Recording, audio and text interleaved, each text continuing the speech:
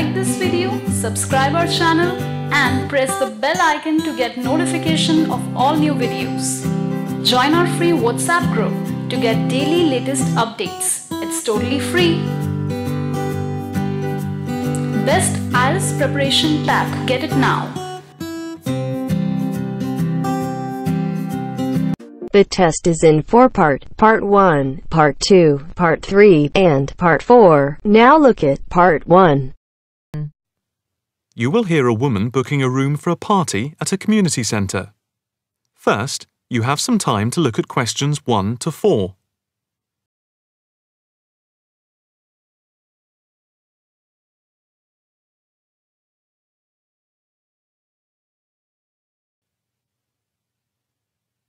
Listen carefully and answer questions 1 to 4.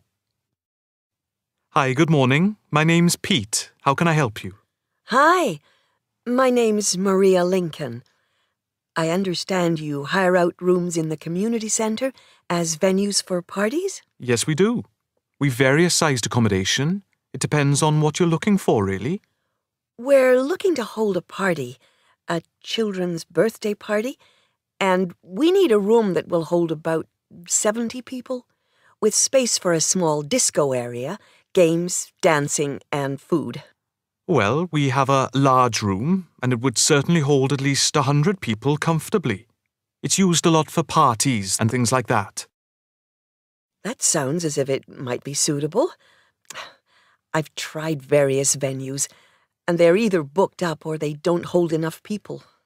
Can you tell me when you were thinking of holding the party? I know it's short notice, but we wanted to hold it Saturday week. That's September 15th. Let's have a look. Yes, you're in luck. The Mandela suite is free then.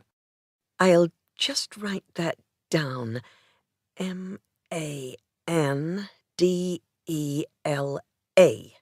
And the time.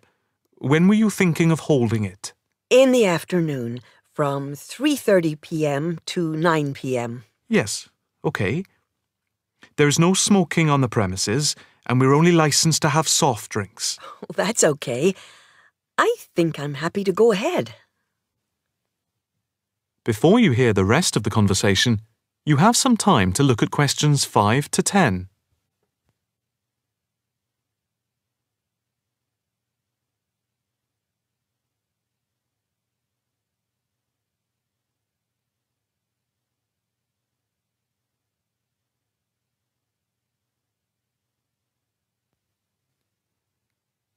Now listen and answer questions 5 to 10.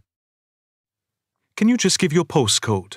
Yes, it's PA5 7GJ. Fine. And the flat and street number? It's flat number 40, and the street number is 35. Okay, so that's flat 40, 35 Beaches Street. Yes, that's right. And a contact number? My landline is 223279 with the code. But I'll give you my mobile number, which is 07897 293381. Okay, 293381. Can you tell me how much it will cost? It's quite reasonable, actually. It's £115 for the hire of the room, with tables and chairs. But if you want to hire disco equipment, we've got a basic system with speakers and other equipment for £25. But there is no technician around in case anything goes wrong. And of course, it's optional. That would save us carting something from home, but maybe we should bring a spare sound system just in case. We've never had any problem with the system, but you might not want to take any chances. What about catering? Well, we had thought of getting everyone bringing something. We have someone who can do catering for £9 a head, including the cake if required. That's handy, but it's a lot as we have a fairly tight budget. So, you want to go ahead with the booking? Yes, certainly. OK. I need to take a deposit of £30, which is refundable. The balance needs to be paid 2 days before the event at the latest. Fine. You can cancel up to 2 days before, but after that you lose the deposit. We don't intend to cancel, but is there any insurance we can take out? Yes, there's a form here somewhere. How much? It's, let me see. It's only £9 for the 24-hour period, and that covers you for cancellation, damage, and injury. Well, at least we'd better have a look at it. How would you like to pay the deposit? Cash. I'll just give you a receipt. There you are. 10, 20, 30. £30. Maria Lincoln. Thank you very much. I'm really glad I found somewhere. We have been trying to book a place for the past 2 weeks, so thank you again, and bye for now. That is the end of part 1. You now have half a minute to check your answers.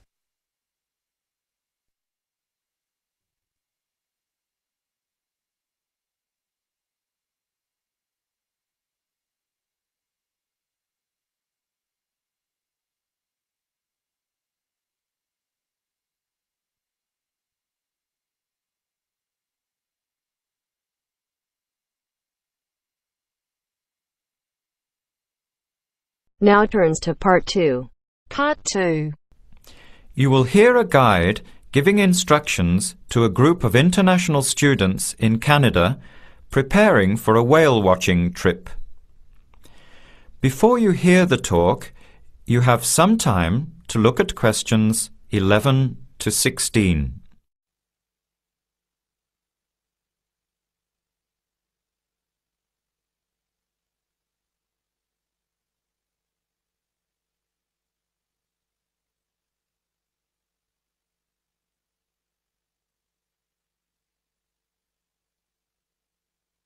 Now listen carefully to the first part of the talk and answer questions 11 to 16. Hello, everyone. Glad to see so many happy faces on this wild and windy day. Are you all ready to go looking for whales? I'm Tony, and our other guide today is Dale. We'll be using these 2 rubber boats you see here, and our trip today will take 3 hours. In a few minutes, we'll be heading into part of the largest temperate rainforest of the Pacific Northwest. I'll show you our route on the map here. This is where we are now. We'll be leaving the sheltered bay and heading out across the mouth of the bay toward the open water. As you know, last night there were strong winds in the area, so we can't go out into the ocean as we had planned. Near the mouth, the water will be quite rough. That's where we are most likely to spot orcas, or killer whales as they are also called. After crossing the mouth of the bay, we'll enter the calmer, shallower waters. This is where you look for gray whales. Then we will continue up this narrow inlet close to the shore. You will have a great view of giant fir and cedar trees that have never been logged. Here is the place to watch for wildlife. You are likely to see bears along the shore and eagles in the sky overhead. Right at the back of the inlet here are the hot springs where we will be stopping for an hour. You can have a soothing soak in bubbling hot water before the return trip. I'll tell you a little bit about the whales now, because with the noise of the wind and the engine, you won't be able to hear much out there. As we head out in the boat, we will probably see dolphins first. They are a gray color and quite small, 1 to 2 meters long. They will swim right beside the boat, racing along and sometimes jumping out of the water just ahead of us. They swim very fast, and they are playful and curious. They're really fun to watch. The next ones we'll see are orcas, or killer whales, which are actually members of the dolphin family. They are 7 to 8 meters long, very fast, and they have sharp teeth. Some stay in these waters all year round. We identify them by the distinctive black and white color. They feed mainly on salmon in these waters, but the orca diet can include seabirds, seals, dolphins, and other mammals. They can be fierce hunters, and this is why they are called killer whales. We should start watching for them as soon as we get out toward open water. We're likely to spot the orcas from a considerable distance. Watch for the black and white marking and mist spouting from the blowholes on top of their heads. Just outside the inlet is where we will probably see gray whales. The grays are migratory. They pass through here twice a year, moving from far in the north where they feed to the warm southern waters where they breed. You are very lucky today because several have been reported in the area.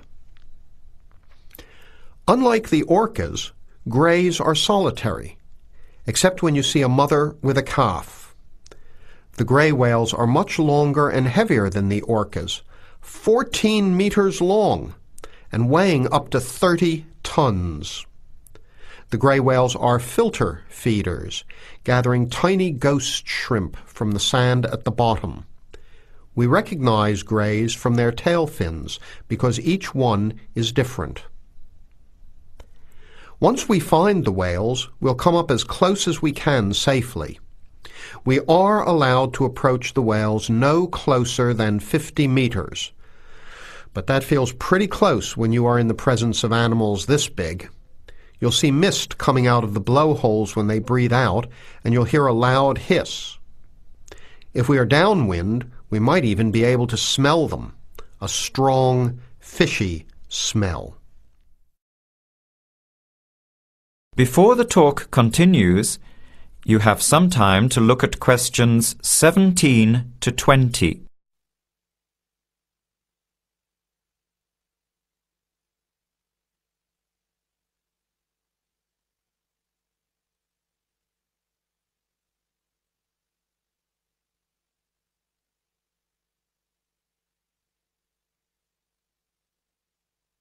Now, as the talk continues, answer questions 17 to 20. Now, for just a few words of caution. It will be quite bouncy out there, especially in the front of the boat. If you want a smoother ride, stay in the middle of the boat, close to the engine. Hold on to the ropes and keep an eye on any big waves. Be alert so you don't get thrown out of the boat. In case of an emergency, you are all wearing survival suits. They'll keep you warm and dry in or out of the water. They are bright orange for visibility. The water temperature is around 8 degrees. Without these suits, you would only last a few minutes in this cold water. With these suits, your survival time is increased dramatically. They will keep you upright in the water even if you can't swim. But we don't expect anybody to end up in the water, so don't worry. Now, are there any questions? I'm afraid of getting seasick. Right. I was just coming to that. If you think you might get seasick, take one of these patches and put it on your arm at the wrist, like this. It works on pressure points of the body and will relieve seasickness without the drowsiness you can get from pills. Are there any other questions? All right then, let's start loading up the boats. We leave in 5 minutes. That is the end of part 2. You now have half a minute to check your answers.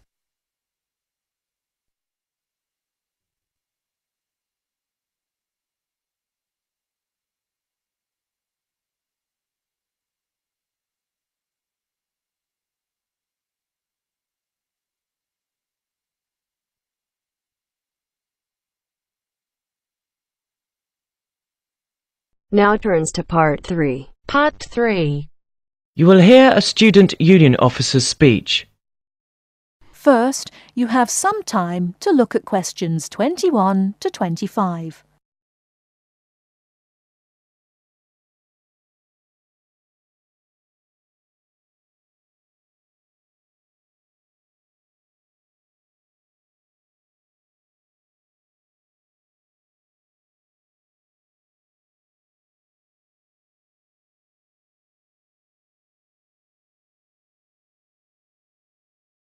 Now listen carefully and answer questions 21 to 25. Hi there. May I wish you a very warm welcome to Ealing College, and more especially to the Student Union. The Student Union is run by 4 sabbatical officers, of which I am one. As the President, I am charged with the overall day-to-day running of the Union itself, according to established policies within the Constitution. We also have a brilliant staff team who'll help us, and you'll meet them when you have 5 minutes to drop in and see us. The last year has seen the Student Union grow from incorporating a bar and a few offices with a small shop into being a thriving concern, which controls, to its credit, 2 bars, a cafe bar or restaurant, a shop, a comprehensive welfare department, and numerous offices. All this has been achieved by sheer hard work and dedication on the part of last year's sabbatical team and staff, who overcame many obstacles and teething problems, but won through in the end. This year, our aims as a team will be to consolidate on what has already been achieved, and to secure the future of the Union. With the new post of Vice President, Social and Communications, our main emphasis will be on communications within the college, which has always proved a problem in the past, but one which we hope to improve upon this year. One way will be the regular publication of a Student Union magazine, so all you budding journalists, come on down. Before you hear the rest of the talk, you have some time to look at questions 26 to 30.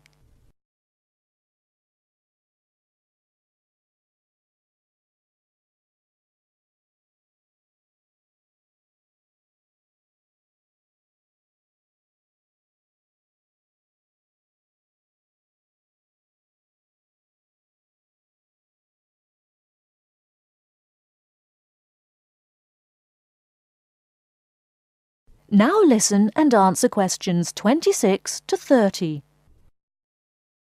We are very aware that a lot of you have never had any contact with student unions before, and don't know what they are or what they can do for you.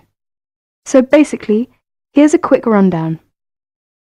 If you have any problems at all, either when you start college or throughout your time here, don't hesitate to drop in the SU office in the North Building and see Pat, our office assistant. She will be able to help you with most of your day-to-day general inquiries, or if she can't, she will direct you to one of our staff who can. Myself and the other 3 vice presidents are here every day, and if you need to see us, just fix a time with Pat, and we'll be only too happy to help you. By the way, queries or problems can range from a late grant check, finding a place to live and academic matters, right through to the best places to eat, directions to the bar, or somebody blocking you in the car park. We'll give anything our best shot. Please remember, while you're at Ealing, that going to college is not just about education. Make sure you enjoy yourself as well, because believe me, time will fly once you're here.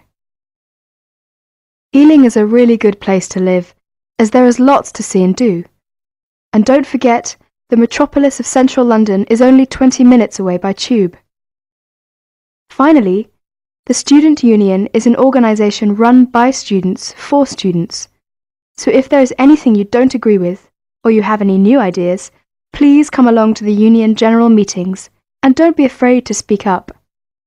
Or you could give up a little of your time and stand for the Executive Committee, which is made up of students who help us out with lots of interesting things. I would like to take this opportunity to thank all the sabbaticals of the last 2 years who have worked so hard.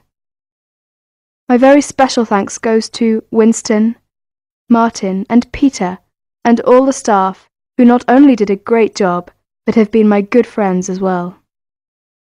Lots of luck and success for your year at Ealing. Work hard, but play hard as well. That is the end of part 3. You now have half a minute to check your answers.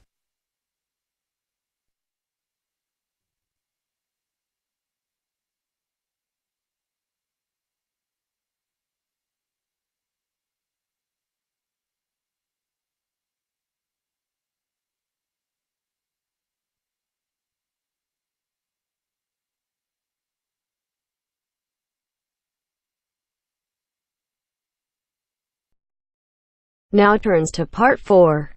Part 4. You will hear an extract from a talk about preventative medicine. Specifically, how students can look after their own health. Listen to what the speaker says and answer questions 32 to 40. First, you have some time to look at the questions.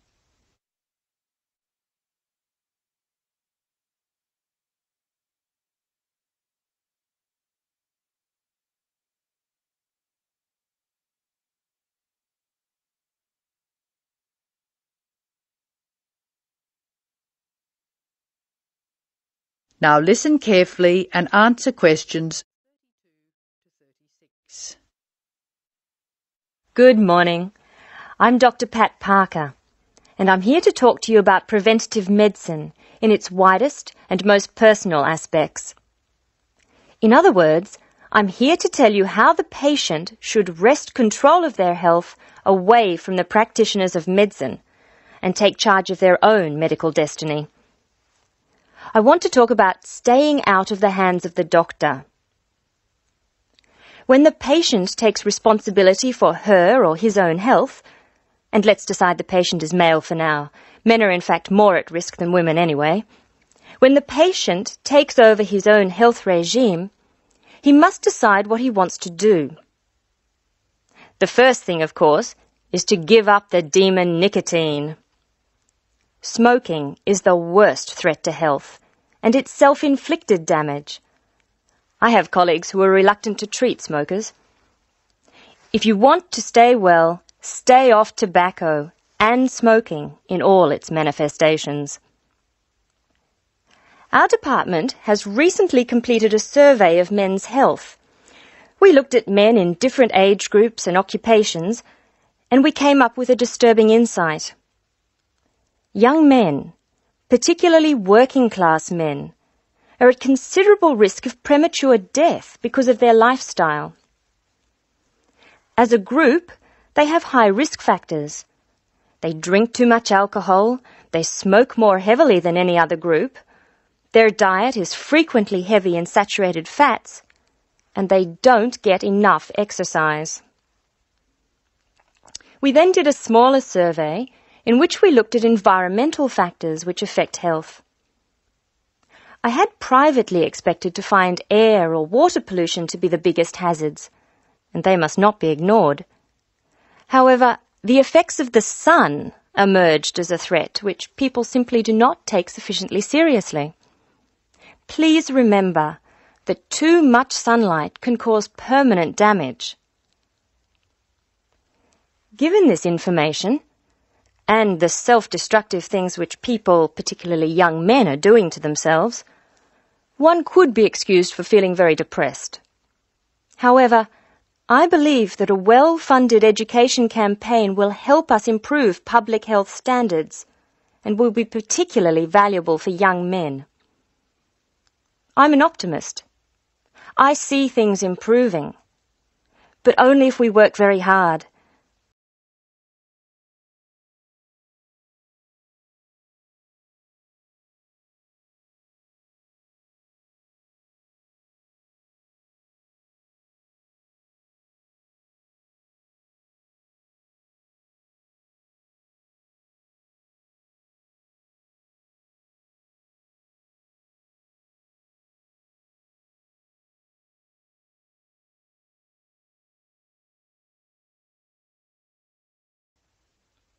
In the second part of the talk, I want to consider different things that you as students can do to improve your fitness.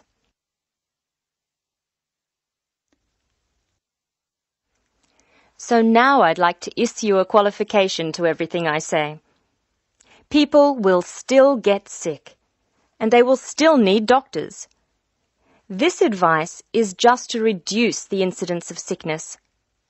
It would be great if disease were preventable, but it's not. However, we have power. In the late 80s, the Surgeon General of the United States said that 53% of our illnesses could be avoided by healthy lifestyle choices. I now want to discuss these choices with you. You should try to make keeping fit fun. It's very hard to go out and do exercises by yourself. So it's wise to find a sport that you like and play it with other people. If you swim, you can consider scuba diving or snorkeling. If you jog, try to find a friend to go with. If you walk, choose pretty places to walk or have a reason for walking. Your exercise regime should be a pleasure, not a penance. The university is an excellent place to find other people who share sporting interests with you, and there are many sports teams you can join. This, unfortunately, raises the issue of sports injuries, and different sports have characteristic injuries. As well as accidental injuries, we find repetitive strain injuries occurring in sports where the same motion is frequently performed, like rowing and squash. The parallel in working life is repetitive strain injury which may be suffered by typists or other people who perform the same action hour after hour, day after day. In this context, therefore, the most important thing to remember before any sport is to warm up adequately. Do stretching exercises and aim at all times to increase your flexibility. Be gentle with yourself and allow time to prepare for the game you have chosen to play. Don't be fooled by the term warm-up, by the way. It's every bit as important to do your warm-up exercises on a hot day as on a cool one. I think one of the most sensible and exciting developments in the reduction of injury is the recognition that all sports can borrow from each other. Many sports programs are now encouraging players to use cross-training techniques. That is, to borrow training techniques from other sports. Boxers have been using cross-training for years, building up stamina by doing road work and weight training while honing their skills and reflexes. Other sports, which require a high level of eye-hand coordination, are following this trend. So, you see table tennis players running and jogging to improve their performance, and footballers doing flexibility exercises, which can help them control the ball better. All of these results are good, but the general sense of well-being is best, and is accessible to us all, from trained athletes to people who will never run 100 metres in less than 15 seconds. Good health is not only for those who will achieve athletic greatness. That is the end of part 4. You now have half a minute to check your answers.